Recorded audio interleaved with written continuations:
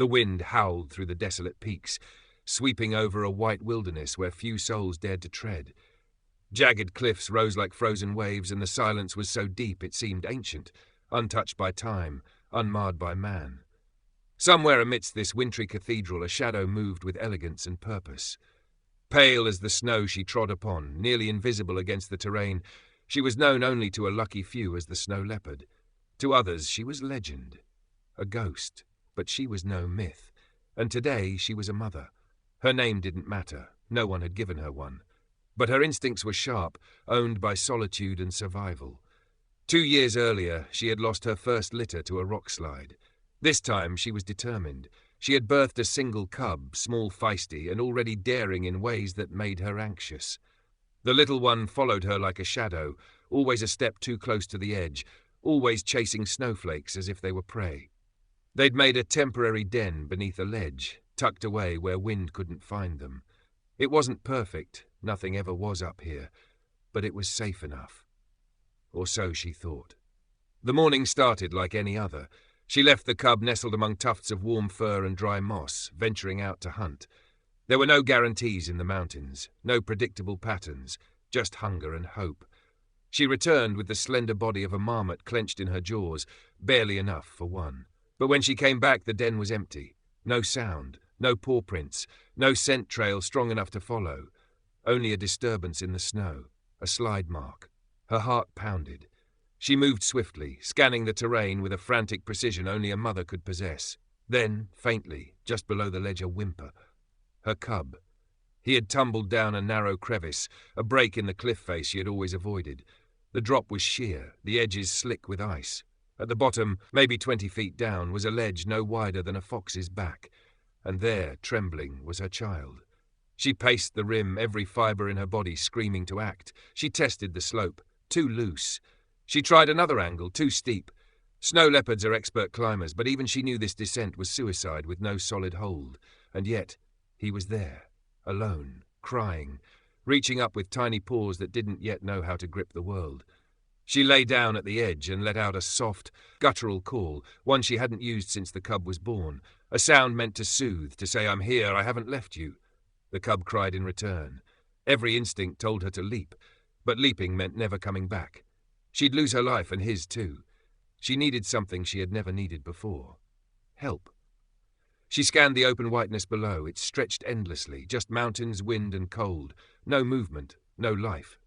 Until she saw something, far across the valley, at the edge of the forest line, a flicker, a strange shape, not a predator, not prey. Something upright, walking, human. She had seen humans before, from afar. They had long black objects that sparked thunder. They smelled like smoke and fear. She had always run, always hidden. But today she didn't run. Today she stood still. The shape moved slowly, unaware of the crisis unfolding above. But she watched it with careful eyes, calculating. What does a snow leopard do when the mountains offer no mercy? She does the unthinkable. She trusts the unknown. She turned from the ledge and began to move, not away from danger, but toward that distant, unlikely figure. Her child's cries echoed behind her, each one a thread pulling at her heart. And with every step she took, the snow beneath her seemed to whisper a single, impossible hope. Find help. Save him. The old man moved through the snow like a memory, slow, deliberate, almost forgotten by time. He wore a thick coat made of patched wool and fur, the colour of pine bark and ash.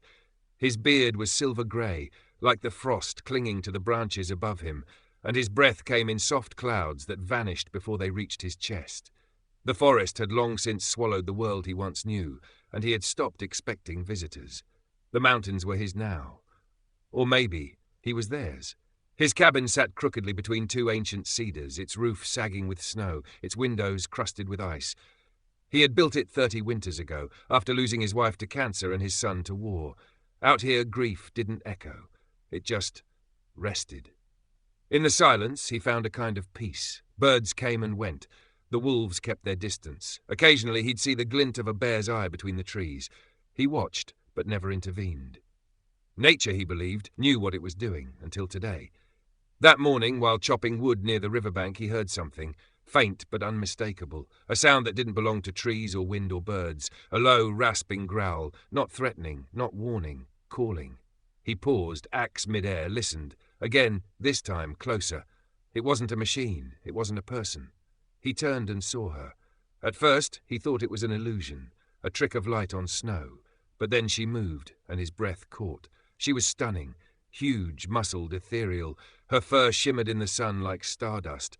And yet her eyes, those eyes, weren't wild. They were full of something else. Urgency, fear, purpose. She was looking at him. Everything he knew about wild animals screamed in his mind. Don't move, don't run, don't look directly into her eyes. But this was no ordinary encounter. She took a step forward. He didn't flinch. Then another. The space between them closed to a dozen yards. She stopped. He could see her chest rise and fall, see the snowflakes caught in her whiskers. She opened her mouth. No snarl, no teeth. Just that same guttural sound. Then she turned her head and looked up the slope. She wanted him to follow.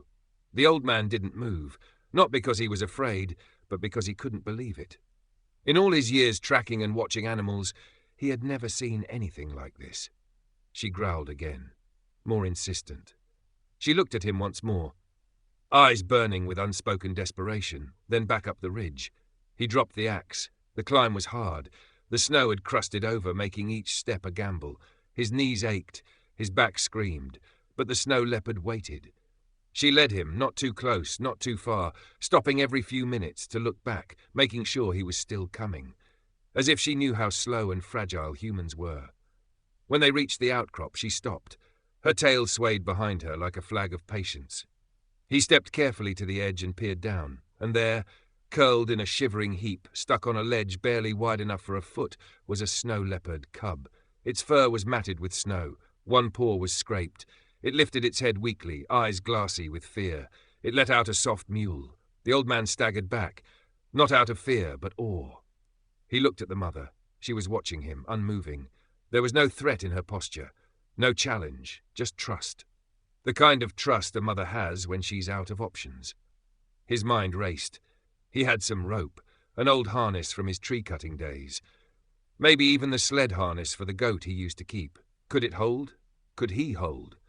He turned away from the cliff, headed back down. The snow leopard didn't follow, but she didn't leave either. When he reached the cabin, he gathered what he could. Rope, a carabiner, a thick wool blanket. His hands trembled, not from the cold, but from the weight of what he was about to try. He hadn't done anything like this in years, maybe ever. But something had changed. In that snow leopard's eyes, he had seen something he hadn't felt in a long time. Someone needed him, and that was enough. The cold bit harder as he made his way back up the ridge, gear slung over his shoulder, breath coming in short, determined bursts. The air was thinner here, but his mind was clear, focused only on what had to be done. The snow leopard was still there, waiting exactly where he had left her.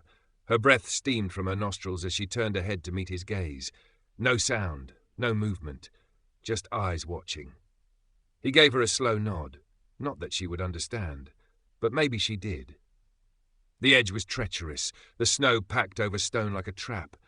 He drove a steel stake into the ground, tested the rope with all his weight, then anchored it twice more. His hands, stiff from the cold, fumbled with the knots, but memory guided them. He looked down. The cub hadn't moved much, but it was still alive, still crying. The sound barely carried through the wind now, a whisper, a fading signal. Carefully, he slid into the harness, wrapped the blanket over his shoulder, and leaned back over the edge. The descent was slow. Every inch counted. He braced his boots against the jagged stone, kicking shallow footholds where he could. Snow fell in bursts from ledges above, dusting his shoulders and slipping down the collar of his coat. He tried not to look down. Not at the cub. Not at what might happen if the rope gave out. The mother watched from above, pacing now, tail flicking in tight, anxious curves. She let out a soft, throaty call. The cub lifted its head again, weakly.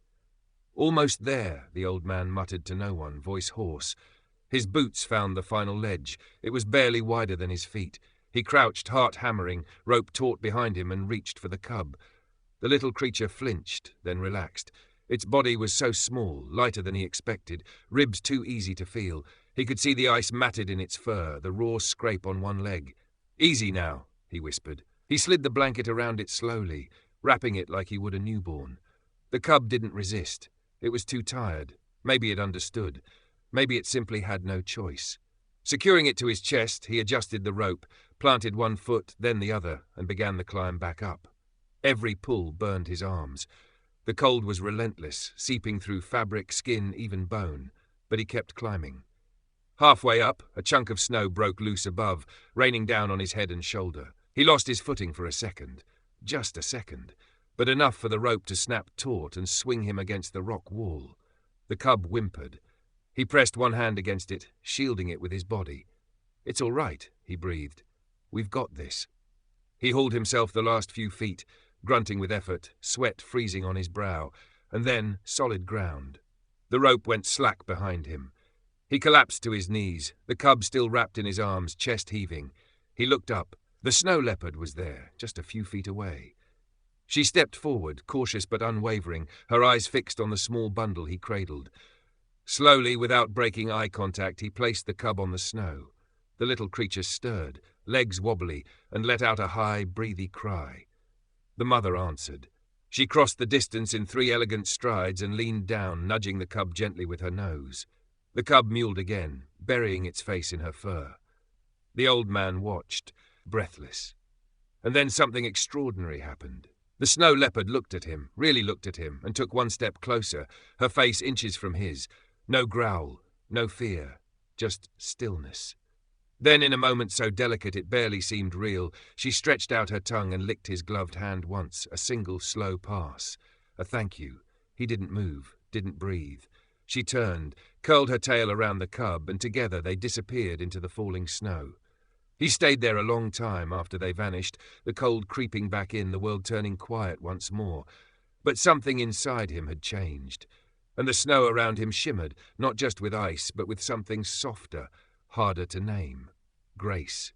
The forest was silent again, but a new kind of silence, charged, full, as though the air itself was holding its breath in reverence.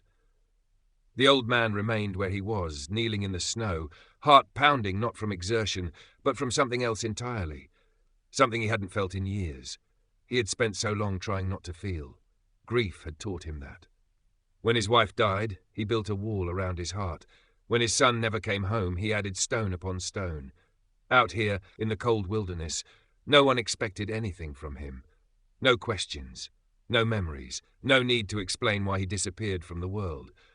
But today had shattered that silence. The snow leopard's eyes still burned in his memory. The moment her tongue brushed his hand, tentative, deliberate, had cut through him like warm light through ice. It wasn't just thanks. It was something deeper. An acknowledgement, a bridge. He stood slowly, body aching. Every joint screamed in protest, but he welcomed it. It reminded him he was still alive. Back at his cabin, he built a fire, hands trembling as he fed it. The warmth spread through the room, but his mind was far away, out on that ledge, in that frozen moment where a creature of the wild had looked at him and seen more than just a man. He didn't sleep much that night. The next morning he followed their tracks. Not to intrude, he knew better, but to be sure they were all right. The prints led up the ridge, then veered into a narrow gorge. At one point he found a patch of flattened snow where the cub had rested, tail curled around its nose. He smiled. They were safe. Days passed, then weeks. He kept chopping wood, boiling snow for water, fixing the leak in the roof. But something in his rhythm had changed. He listened more, walked further. Left offerings at the edge of the forest, scraps of meat, a warm blanket weighted down with stones. He didn't know if they were ever taken. He didn't need to. Then, one morning, as snow fell in thick, quiet flakes, he saw her again. She was standing just beyond the clearing, half shrouded by trees, watching him. The cub, bigger now, stronger, stood beside her. She didn't move, didn't blink. Neither did he. No sound passed between them. But in that moment, there was no need. Every few weeks she returned. Never close, never lingering, just a presence, a quiet nod from the wild. He stopped trying to explain it, to understand it. He simply accepted. And gradually something began to thaw inside him. He started writing again. In an old leather-bound journal he had tucked away years ago. He recorded everything, the fall, the rescue, the eyes, the silence, the snow. Not for anyone else, just for himself. Like sealing the memory in ink so it could never fade. One evening he sat at his small wooden table, pen in hand, fire crackling behind him. He wrote, She didn't speak. She didn't need to. In a world where everything takes, she gave me something I didn't know I had lost. The chance to matter. The chance to be needed again. Outside, the wind stirred the trees, and in the quiet space between breath and memory, he smiled. Winter deepened. The mountains grew quieter, cloaked in a thick, unbroken silence that pressed against the old man's cabin like a memory. Life moved slowly. Frozen ponds, brittle branches, long nights under heavy quilts. But he felt less alone. The encounter had changed him. Not just the rescue, but everything that came after. The way she looked at him, the way the cub trusted him without words. It unraveled something inside him, a knot of sorrow he had tied tight for decades. He began waking earlier, lighting the fire before dawn.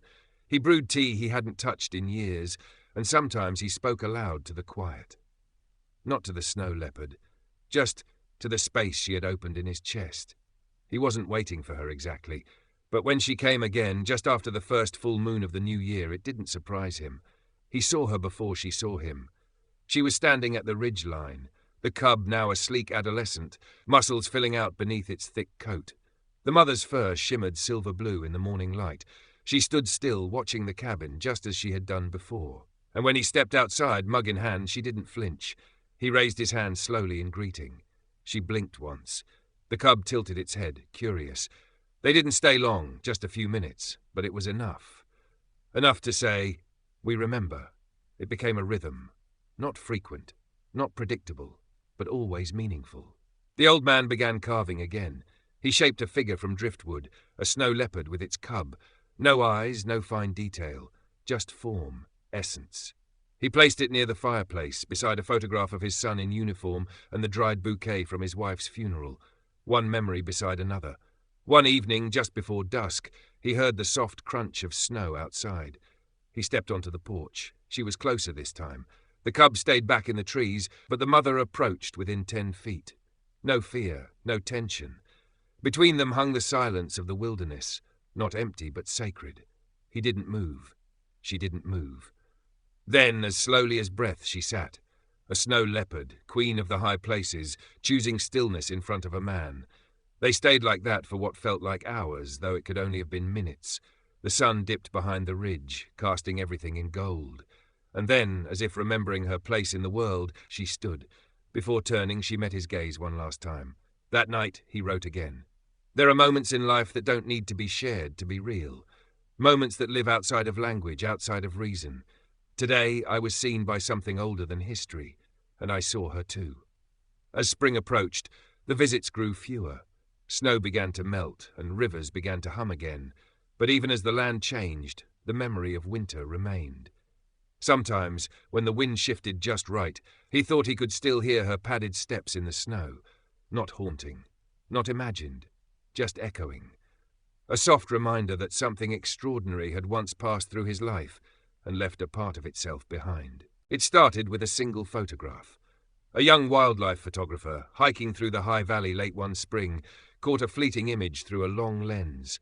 A snow leopard standing at the tree line beside an old man in a wool coat. The moment was quiet, almost dreamlike. They weren't touching, they weren't posing, they were simply there, together. Two beings from opposite worlds sharing the same patch of earth in perfect peace. He didn't even realize what he had captured until he returned home and zoomed in. The photo went online, then viral. No one could explain it.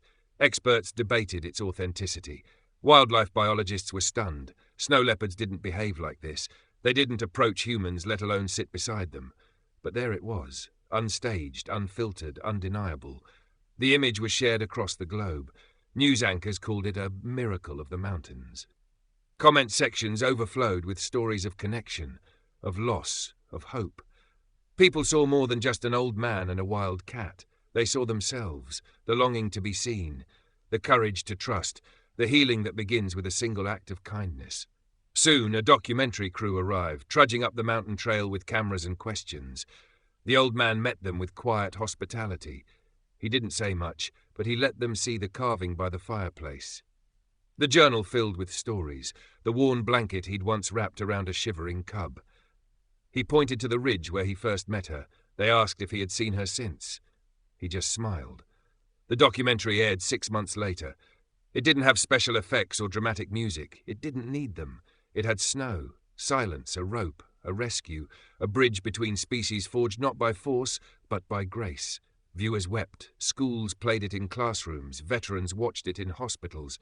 Mothers wrote letters, thanking the old man for reminding them that love, real, selfless love, transcends language, fear, even biology. A child in Oregon sent him a drawing of a snow leopard with angel wings. A prisoner in Arizona mailed a letter that simply read, "You gave me hope." He didn't reply to most, but he read them all. The visits from the snow leopard grew rare. Eventually, they stopped. Or maybe he stopped needing to see her with his eyes, because she never really left. On the coldest nights, when the wind moaned through the pines, he would sit by the fire, hands folded in his lap, and close his eyes. He could still feel the warmth of her breath, still see the trust in her eyes, still hear the heartbeat of something larger than himself. In his final journal entry, written in the curling script of a man no longer afraid of remembering, he wrote, "I didn't save the cub. She did.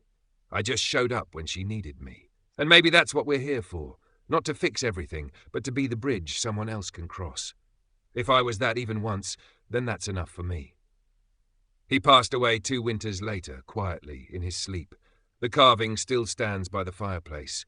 The journal rests beneath it, and on certain nights when the snow falls just right, locals say they've seen a pale shape moving along the ridge, silent, watchful, graceful as a ghost. She returns. Not because she has to, but because she remembers.